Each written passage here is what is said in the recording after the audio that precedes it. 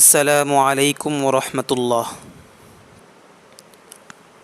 আজকে আমি আপনাদেরকে ঈদুল আজহার প্রথম 10 দিনের লাভ সম্পর্কে কিছু কথা বলবো।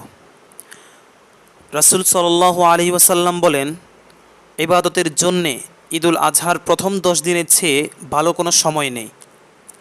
এর একদিন রোজা রাখা 1 বছর রোজা রাখার সমান, সুবহানাল্লাহ। আর এক রাত ইবাদত করা শবে কদরের রাতে ইবাদত করার সমান, সুবহানাল্লাহ। সূরা আল ফজরে যে 10 রাতের শপথ করা হয়েছে, এগুলো বেশিরভাগ আলেমের মতে এই 10 রাত।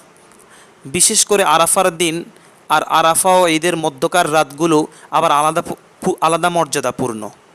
9 তারিখ আরাফার দিন রোজা রাখা আগে পরের 1 বছরের কাফফারা হয়। এছাড়া ঈদের রাতে জেগে থেকে ইবাদত করাও অনেক লাভ ও পুণ্যের কারণ। আল্লাহ তাআলা আমাদেরকে এই 10 দিন বেশি বেশি ইবাদত করার তৌফিক দান করুন, আমিন।